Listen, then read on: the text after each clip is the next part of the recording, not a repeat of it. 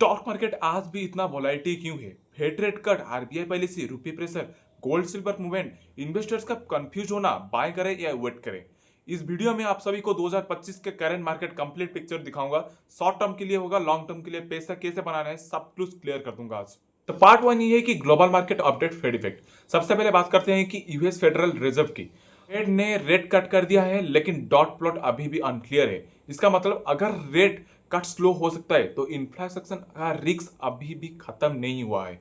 इसका global impact US market volatility, dollar थोड़ा weak हो सकता है आपका। इमरजेंसी मार्केट यहाँ पे इंडिया जैसे आपको में फाइल्स का मूवमेंट फास्ट होगा।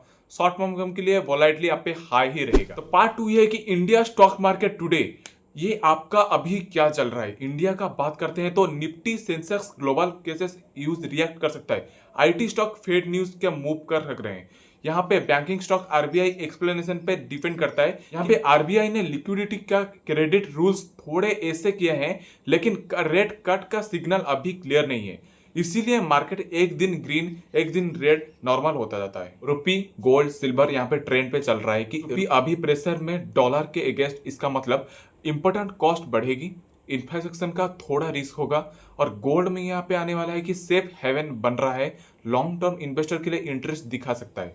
सिल्वर में क्या हो सकता है आपका इंडस्ट्रियल डिमांड प्लस वोलेटिलिटी आ सकता है।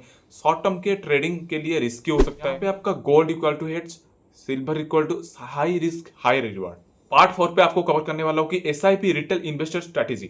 यहाँ पे अब सबसे इंपॉर्टेंट सवाल है कि रिटेल इन्वेस्टर क्या करे। इसका सिंपल आंसर है कि मार्केटिंग टाइमिंग मत करो, एसआईपी आपको कंटिन्यू करते रहो, क्योंकि वोलाइटली एसआईपी के लिए अच्छी हो सकती है। लॉन्ग टर्म में कंपाउंडिंग का फायदा मिलता जाता है। ऐसे काम करो, इसका स्ट्रेटेजी बनाता हूँ 2025 का लार्ज कैप इंडेक्स फंड, उसका थोड़ा गोल्ड एक्सपोर्ट बना दो।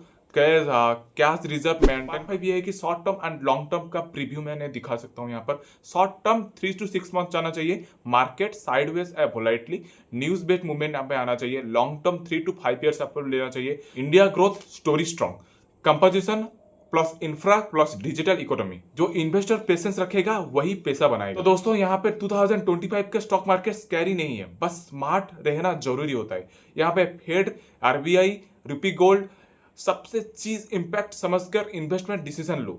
अगर आपको daily finance stock market clarity चाहिए तो सब्सक्राइब करो फाइनेंस नाउ। कमेंट में बताओ आप एसआईपी इन्वेस्टर हो या ट्रेडर।